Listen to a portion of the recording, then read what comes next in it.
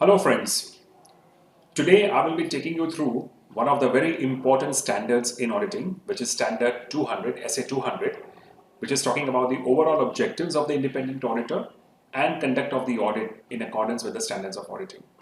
This is a very base standard and it is called as the mother of all the standards in auditing because this is the one which is applicable while carrying out the audit of any entity, listed, unlisted, public, private, partnership, corporate, any entity. So let us go through in detail and understand what this standard is talking about. The purpose of the entire standard is to enhance the degree of the confidence of the intended users of the financial statements, which means that they rely upon the work done by the auditor. The auditor assures of the correctness and the true and fair view of the financial statements, and he also provides an opinion on the true and fair view of the financial statements. However, as per the auditing standards and some of the other regulatory requirements, the auditor is required to go beyond the true and fair view. So for example, in the case of corporates, the auditor is required to report under CARO, which is called the Company's Auditor's Report Order, whereby there is an annexure to the auditor's report in terms of some of the specific aspects where the auditor is required to give an opinion. In addition to that, again, for certain companies, the auditors are required to report on the internal financial controls over financial reporting. So this is basically the standard which talks about generally the objectives of an independent auditor. The overall objective of an independent auditor is to obtain reasonable assurance, and I repeat the word, reasonable assurance, as to whether the financial statements are free from material misstatement and is being prepared using the applicable financial reporting framework. Now, if you analyze this particular statement, it says very clearly that the auditor is required to provide reasonable assurance, which is a high level of assurance, However, it can never be an absolute assurance because the auditor will carry out the audit in line with certain requirements and basis the test checks that he will carry out. So he provides a reasonable assurance that the financial statements are free from material misstatements and that they have been prepared in accordance with the financial reporting framework. So over here, the financial reporting framework could be Indian GAAP, could be Ind AS, or it could be any other GAAP, international GAAP as well. Second most important thing is that the auditor reports on the financial statements and communicates all the auditor's findings as required under the standard to the management, to the board, and to those charged with governance. So these are the overall objectives of the auditor as laid out under this particular standard. Now let's go into the responsibilities of the management. Whenever we talk about the audit, we talk about the auditors. But when the auditors start auditing the financial statements or they start the audit, one should also understand what are the responsibilities of the management. So the management is required to provide enough and adequate information to the auditor for the auditor to carry out his duties diligently, and therefore they are responsible for the preparation of the financial statements within the applicable reporting framework, which means that it could be Indian GAAP, it could be IFRS, it could be Ind AS, it could be anything, and that such financial statements are free from material misstatement, which means that there can be chota-mota errors, but there cannot be any kind of a material amount which should be misleading within the financial statements. The management should be required to provide the auditor all this information. So which is this information?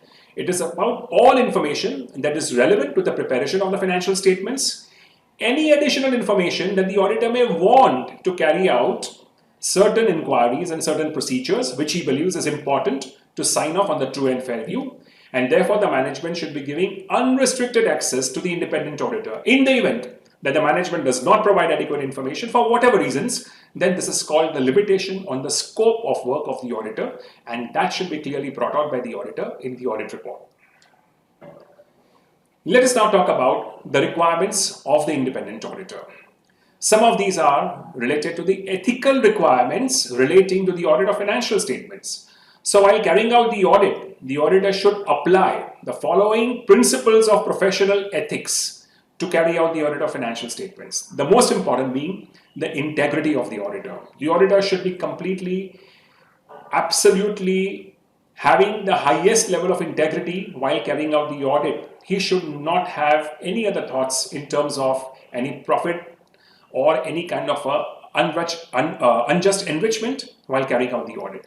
Objectivity. The objectivity and independence of the auditor is equally very, very important. The auditor needs to be independent completely, and at the same time his objective is to provide a true and fair view on the financial statements of the company. The third one being the professional competence, which means that the auditor should carry out his duties absolutely in a professional manner, applying the highest level of ethics, integrity, and the levels of competence, which means that he should be in a position whereby he understands what he is doing and should be able to provide reasonable assurance in terms of the true and fair view of the financial statements. Confidentiality, which means that nothing can be shared beyond what can be shared. So it's important that information that he has received during the course of the audit be retained in terms of its confidentiality. And as far as his professional behavior is concerned, he needs to be very upright. He needs to ensure that professional skepticism is applied of the highest order, and at the same time, everything that is required to be done as part of the audit procedures, he very professionally carries out such work as well. Let's talk a little bit about professional skepticism.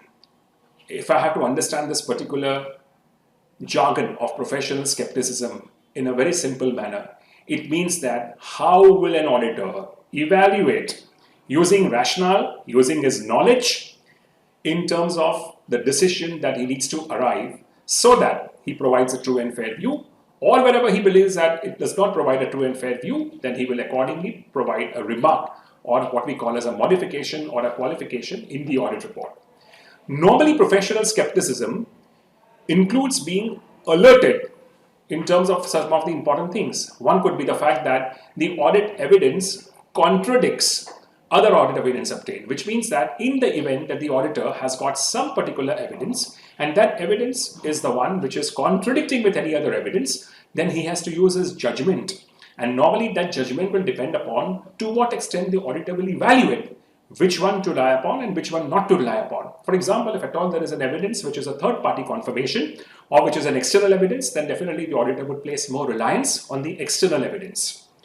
Second thing, information that brings into question the reliability of documents and responses to the inquiries to be used as audit evidence.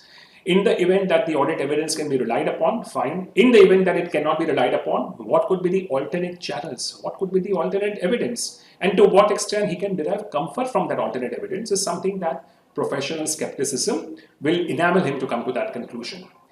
He also needs to be completely aware of the fact that there could be conditions which could be susceptible to fraud as far as the management is concerned, as far as the financial statements are concerned, and therefore he needs to carry out a fraud risk assessment. And having carried out the fraud risk assessment, he needs to determine to what extent there can be conditions which are susceptible to fraud, and accordingly he needs to devise certain audit procedures to make sure that the financial statements are drawn under the applicable reporting framework and that they are free from any material misstatement, including errors and frauds.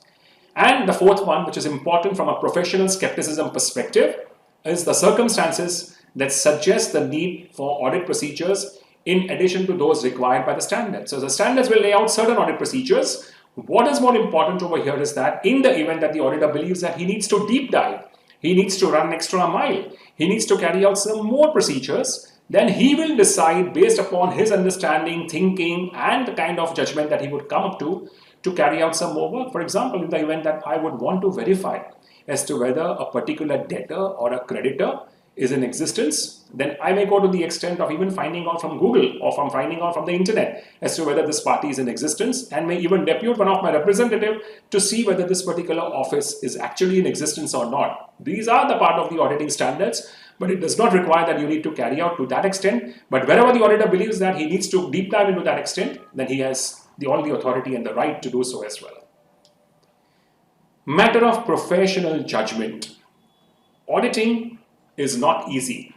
It is evaluation of many things. It could be an evaluation of judgments, it could be evaluation of certain standards, it could be evaluation of disclosures, and therefore the auditor should exercise appropriate judgment while carrying out the audit. And that judgment can be in relation to materiality and the audit risk. When we talk about materiality, it could be the materiality during the planning, it could be the materiality during the execution, it could be the materiality from a reporting perspective.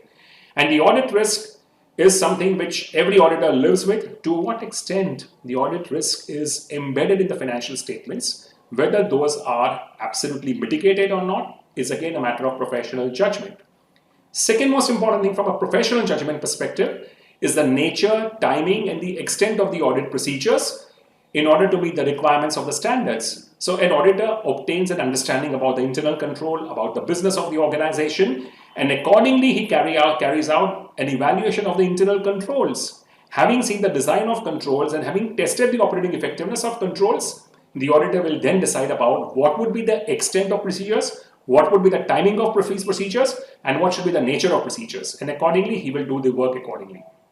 The third thing would be in relation to evaluating whether sufficient and appropriate audit evidence has been obtained and whether more needs to be done in order to attain the objective of the standard, which means that the auditor is required to evaluate what evidence does he have.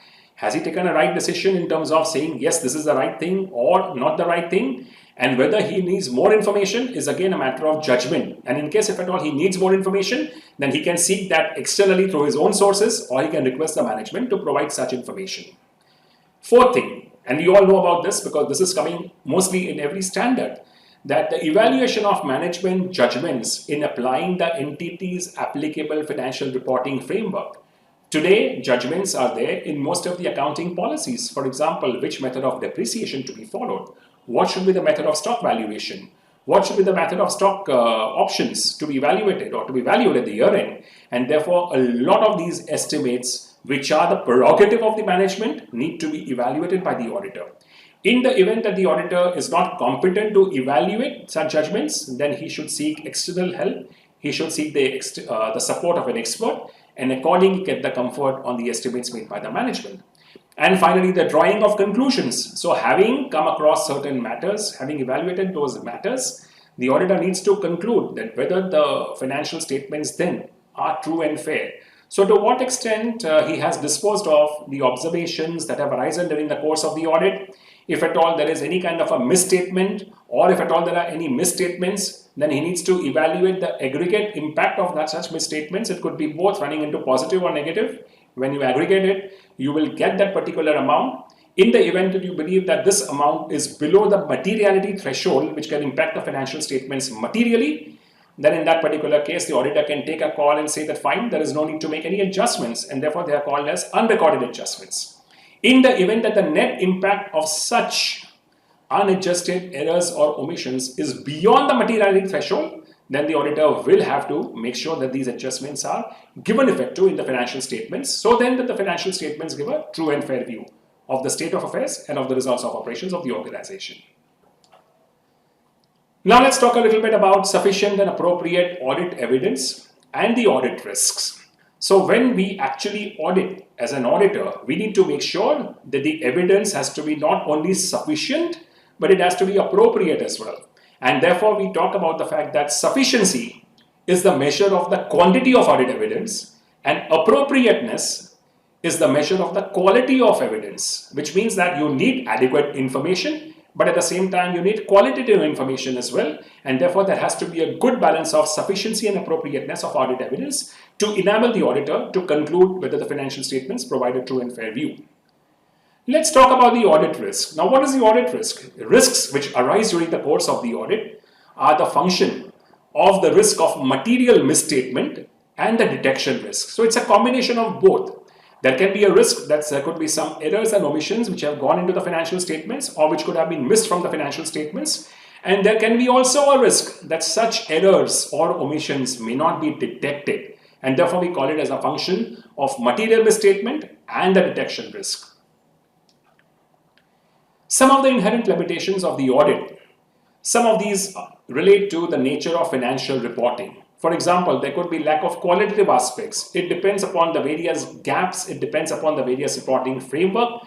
And therefore, accordingly, you need to take a professional judgment as to whether these financial statements under different reporting frameworks are being prepared in light with such reporting frameworks, both in terms of presentation and disclosure and in terms of recognition and measurement.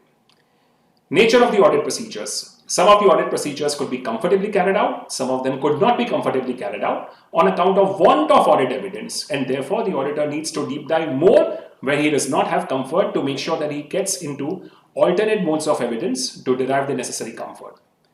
The need of conducting an audit within a reasonable period of time and at a reasonable cost. Now today, this is one of the most important challenges in the audit. The timelines are very, very stringent. The timelines are very, very aggressive. And unless and until the management is not in a position to provide adequate financial information and other information to the auditors, including the financial statements, the auditor may not be able to do a quality audit. Secondly, an audit should not be perceived only to be an activity where the auditor would just stamp and give the financial statements. It has a cost related to it, because today you need to invest into people, you need to invest into training, you need to invest into tools, you need to invest into technology, and you need to make sure that there is a right team with the sectorial experience to carry out the audit. Audits are very, very expensive, and therefore the fees need to be commensurate in line with the efforts and the kind of team that you have built up and the cost of such team as well. Finally, of course, the nature of audit evidence. Audit evidence can be loose, audit evidence can be substandard, audit evidence can be great. And therefore, it is one of the limitations while carrying out the audit in terms of the adequacy of the evidence and the appropriateness of the evidence as well. Finally, what happens when you fail to achieve the objective of this particular standard? In case you believe that there is a scope limitation to carry out the audit, in case you believe that there is not of material information available to you to conduct the audit, in case you believe that the audit evidence is neither appropriate nor adequate and vice versa, or a combination of both, and if you believe that the financial statements may not give a true and fair view of the state of affairs of the company as of a given date and of the results of operations for the year or for the period, then the auditor can decide in terms of whether he needs to give a modified opinion. A modified opinion can be a disclaimer of opinion, can be a qualified opinion, it can be an adverse opinion. And in the event the auditor believes that it can be a disclaimer of opinion or an adverse opinion, the auditor first of all will have to contemplate as to whether he has to resign from the audit. And in the event that he cannot resign from the audit for whatever circumstances, then he needs to communicate that to those charged with governance. And whichever report he believes is appropriate under the circumstances, he will have to issue that particular report. So this is in terms of the objectives of an audit and the information that is being provided by this particular mother standard called SA 200. Friends, this is the standard which is basically the fundamental and it is the edifice of any audit of any organization. Thank you very much.